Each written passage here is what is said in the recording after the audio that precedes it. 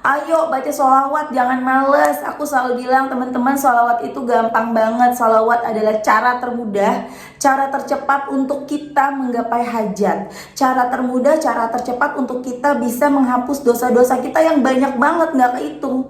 Cuman Allah yang bisa menghitungnya. Bismillahirrahmanirrahim. Alhamdulillahirrabbilalamin. Allahumma sholli ala Sayyidina Muhammad wa ala ali Sayyidina Muhammad. Assalamualaikum warahmatullahi wabarakatuh. Halo teman-teman, apa kabar? Mudah-mudahan teman-teman selalu dalam lindungan Allah Subhanahu wa taala. Amin ya rabbal alamin. Alhamdulillah, kali ini aku akan sharing pengalaman sholawat dari teman-teman kita. Tapi sebelumnya, buat teman-teman yang belum subscribe, di-subscribe dulu biar aku makin semangat lagi bikin videonya. Dan buat teman-teman yang punya testimoni sholawat, silahkan kirimkan testimoni kamu ke nomor ini. Dan buat yang punya Instagram, silakan follow aku ya di sini di Instagram. Mohon maaf tadi ada suara kucing aku. Dan teman-teman, buat yang belum punya buku Jangan Pernah Lelah Ada Nikmat Setiap Sholawat, bukunya yang ini. Tadi aku lupa naruh buku aku ada di mana. Teman-teman bisa langsung order aja ke admin. Insya Allah bisa nambah semangat dalam bersolawat ya. Itu buku pertama aku. Atau teman-teman bisa datang ke Gramedia di daerahnya teman-teman, karena insya Allah buku aku itu udah ada di Gramedia seluruh Indonesia. Nah, langsung aja sekarang akan aku bacain kisah yang pertama dari Mas Irfan di Tuban. Assalamualaikum warahmatullahi wabarakatuh. Waalaikumsalam warahmatullahi wabarakatuh. Allahumma sholli ala Sayyidina Muhammad wa ala ali Sayyidina Muhammad. Kak Meliza, aku Muhammad Irfan dari Tuban, Jawa Timur. Saya mau bercerita sedikit tentang sholawat. Jadi gini, dulu itu saya sering melakukan hal-hal yang kurang baik. Miki berisik dong.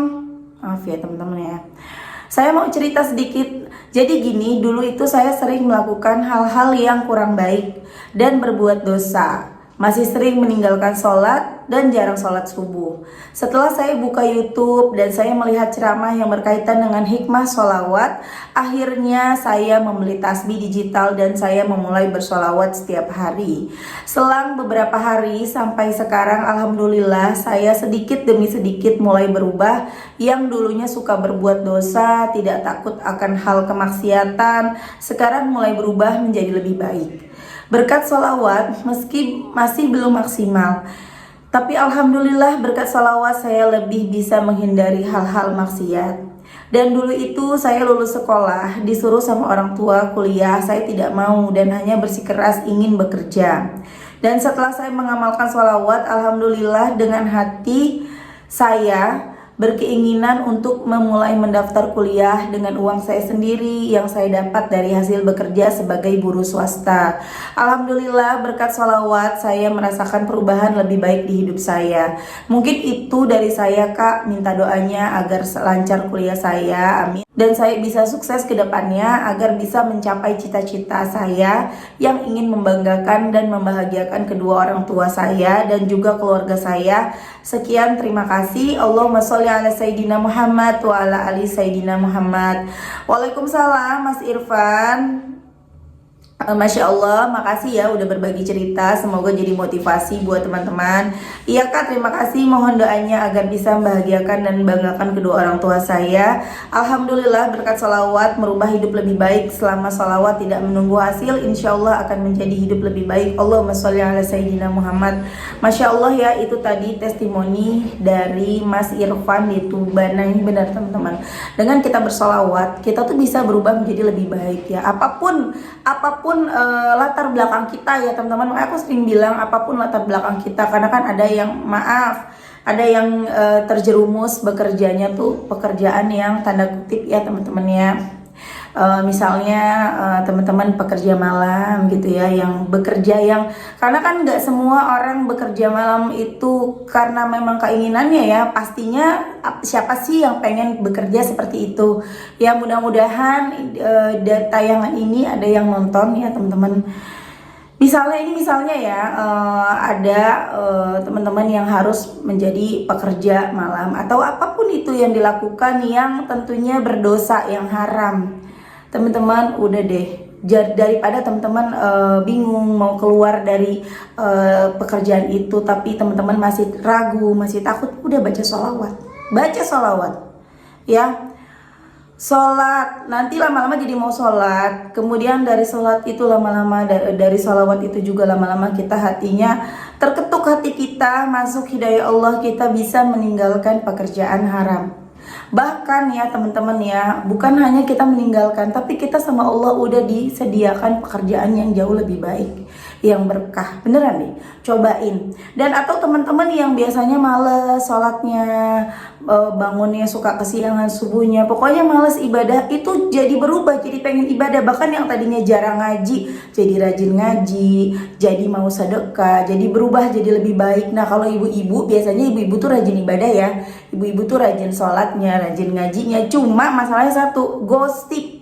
Apalagi kalau udah ngumpul sama temen yang sehati, sama bestinya, jadi bawaannya gosip. Sama aku juga gitu, mau nggak mau ngeluarin unek-unek kita. Misalnya kita kesal sama si A karena kita punya temen deket, akhirnya kita cerita ke temen kita, dan itu dosa kan teman-teman. Tapi lama-lama kita kayak menyesal gitu, lama-lama kita berubah, kita nggak seperti itu lagi. Cobain dan doain ya teman-teman, semoga Mas Irfan kuliahnya bisa lulus dengan baik, dengan nilai yang sangat baik, dan bisa membuat bangga orang tuanya. Amin ya robbal alamin. Makasih ya Mas Irfan ya. Lanjut, aku akan cerita ke cerita yang berikutnya. Ini aku bacain cerita-ceritanya tuh langsung 2, kadang mungkin lebih ya teman-teman. Soalnya ini udah banyak banget yang testimoni dan harus aku cepet bacanya. Cerita berikutnya dari Mbak E ya. Assalamualaikum warahmatullahi wabarakatuh Mbak Mel. Waalaikumsalam warahmatullahi wabarakatuh.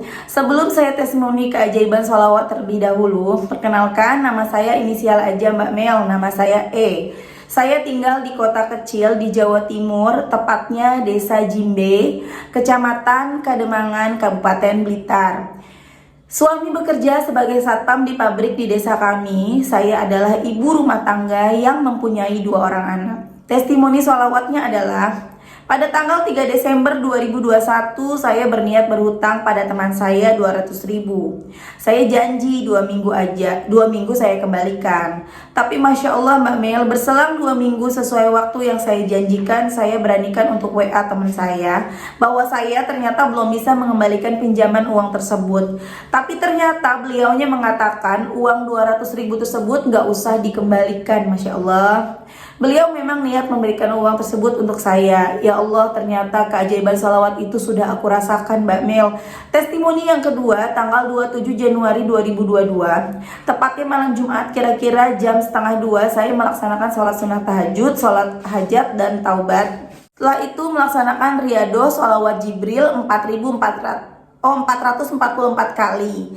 Saya ingat waktu saya melaksanakan riyado sholawat tersebut, pintu kamar saya keadaannya saya kunci dari dalam. Ya Allah Miki, maaf ya teman-teman, kucing aku nih lagi birahi, jadi kayak gini berisik ya. Miki, berisik dong. Miki, gak boleh berisik, mami bikin video dulu, nanti berisiknya ya. Pinter Miki, pintar ya, diem dulu ya. Lanjut ya teman-teman. Selesai tuh kan aku jadi lupa sampai mana tadi. Selesai melaksanakan sholat, kira-kira 3:30, saking lelahnya saya tertidur di lantai di atas sejadah.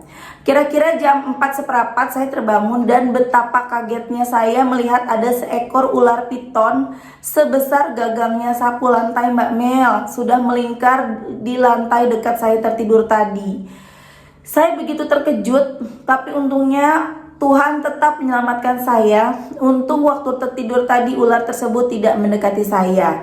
Itulah Mbak Mel 2 keajaiban sholawat yang sudah saya rasakan saat ini. Maaf testimoni sholawatnya cuma lewat WA karena saya masih belum punya Instagram. Demikianlah keajaiban sholawat dari saya. Jika ada kurang dan lebihnya saya minta maaf yang sebesar-besarnya. Marilah pecinta sholawat terus dawamkan sholawat agar kesulitan apapun bisa kita lampaui dengan izin Allah Subhanahu wa taala. Amin ya rabbal alamin. Mbak Mel, saya mengenal sholawat sebenarnya sudah sejak lama. tapi saya masih ragu untuk mendawamkan. Tapi setelah melihat YouTube-nya Mbak Mel, semangat untuk mendawamkan sholawat kembali berkobar. Sholawat yang saya dawamkan adalah sholawat Jibril 444 kali dan sholawat munjiat 11 kali. Sholawat munjiat saya laksanakan setelah sholat fardu Mbak Mel. Kalau sholawat Jibril saya dawamkan setelah sholat subuh, kadang setelah sholat asar. Mbak Mel, saya juga minta doanya untuk semua yang menyaksikan video Mbak. Semoga dengan sholawat yang saya dawamkan banyak lagi keajaiban sholawat yang akan saya rasakan, amin. Termasuk terselesaikan seluruh hutang riba yang saat ini sedang menjadi tanggung jawab saya, amin amin. Semoga Mbak Mel dan keluarga selalu diberi kesehatan dan rezeki yang melimpah dari Allah Subhanahu wa taala, amin. Karena selalu memberi semangat kepada orang-orang untuk mendawamkan sholawat, amin amin ya robbal alamin. Maaf Mbak Mel dari saya, maaf Mbak Mel, WA dari saya terlalu panjang. Mbak Mel, apapun yang sudah saya tuliskan real itu terjadi pada saya. Masya Allah ya teman-teman ya, itu tadi testimoni dari Mbak dahsyat banget ya. Itu udah ular dari deket kita, padahal mah tinggal matok aja ya. Tapi alhamdulillah atas izin Allah itu ular nggak matok Mbak Allah melindungi Mbak dari ular piton itu, Masya Allah banget. Dan ketika belum bisa bayar utang, ternyata Allah melembutkan hati si temennya Mbak untuk udah nggak usah bayar, memang niatnya buat kamu. Semua itu tidak akan terjadi tanpa izin Allah, baik sesuatu yang baik maupun sesuatu yang buruk. Bahkan misalnya nih kayak ada orang yang mau jahatin kita ya, percaya nggak percaya itu ada ya, kayak hal-hal gaib gitu. Dia seperti yang terjadi pada almarhumah mama aku dibikin menjadi tiba-tiba yang tadinya sehat banget tahu-tahu sakit gitu ya. Pada saat itu aku belum mengerti, pada saat itu aku masih menyalahkan. Kenapa sih ada orang yang jahat banget sama mama aku? Sepanjang mama aku hidup selalu dibikin sakit, dibikin sakit. Itu setiap bulan tuh bisa dirawat teman-teman. Dan bahkan di sakit yang parahnya itu mama aku dibikin sakit parah. Dan dokternya bingung sakit apa karena nggak ada penyakitnya gitu. Di situ aku sempat menyalahkan orang-orang yang kok tega sih. Dan ketika saat ini aku mengerti bahwa segala sesuatu memang terjadi atas izin Allah, walaupun hal itu buruk yang terjadi pada kita. Ketika mama aku dibikin sama orang jadi sakit ya, bukan gara-gara orang itu, bukan, orang itu hanya perantara. Allah mengizinkan mamaku sakit dan insya Allah sakitnya mamaku itu menjadi penggugur dosanya mama gitu teman-teman. Jadi apapun yang terjadi dalam hidup kita, misalnya nih ada yang lagi sering viral gitu ya teman-teman, kayak ada wanita lain, ada pria lain ya, pelakor, pebinor, maaf. Jadi kita kadang kan menyalahkan ya, kita menyalahkan gara-gara dia nih rumah tangga saya berantakan, gara-gara dia nih suami saya jadi pergi, gara-gara dia nih istri saya jadi pergi gitu kan. Ya mereka itu hanya perantara teman-teman. Kalau Allah tidak mengizinkan itu terjadi, tidak akan terjadi. Berarti Allah mengizinkan. Dan ketika Allah mengizinkan semua itu terjadi pada kita, kenapa? Dia semua ada hikmahnya. Kita juga harus introspeksi diri. Mungkin ibadah kita selama ini kurang, mungkin selama ini sikap kita kurang baik, dan yang lain-lainnya. Kita introspeksi diri, kita terima, kemudian kita perbaiki diri kita. Insya Allah nanti ada hikmah di balik semua itu. Ada sesuatu yang indah yang udah Allah siapkan buat kita. Karena setiap ujian yang tidak enak itu, kalau kita bisa melaluinya dengan ikhlas, kita bisa melaluinya dengan benar-benar dengan sungguh-sungguh, pasrahkan semuanya ke Allah, kita ridho menerimanya, insya Allah Allah juga ridho sama kita, dan kita akan mendapatkan sesuatu atau hadiah yang jauh lebih indah dari apa yang kita bayangkan gitu teman-teman ya.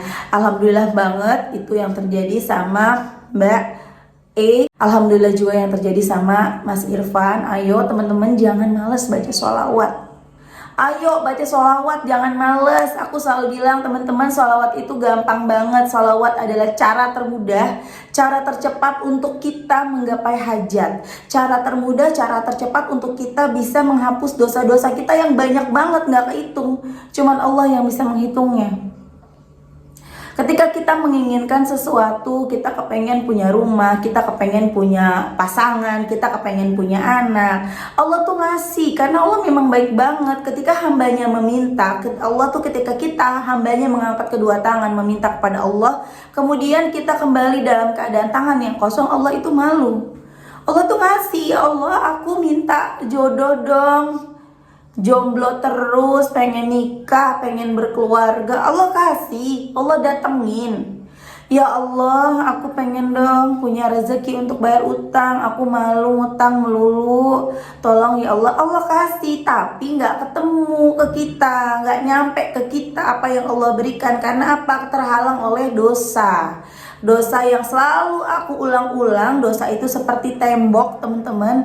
Tembok yang besar, yang tinggi. Ketika ada malaikat mengantarkan doa-doa kita, itu nggak ketemu karena tertutup dosa. Seperti contohnya misalnya ada kurir yang mau nganterin paket kita, nggak ketemu karena ketutup, alamat rumah kita tuh ketutup sama tembok atau sama ilalang atau sama apa gitu, pokoknya ketutup, atau ketutup asap misalnya ya. Asap itu kita ibaratkan dosa. Nggak ketemu, kurirnya balik lagi pulang, dan itu paket bakal diantar ke kita ketika alamatnya udah jelas. Gitu loh teman-teman ilustrasinya. Jadi ayo teman-teman, sholawat itu dahsyat banget. Itu adalah sebuah solusi buat kita semua. Tapi satu, kita jangan fokus ke hasil, tapi fokusnya ke ampunan Allah. Ingat terus, Allah pasti ngabulin. Teman-teman minta apa dikabulin.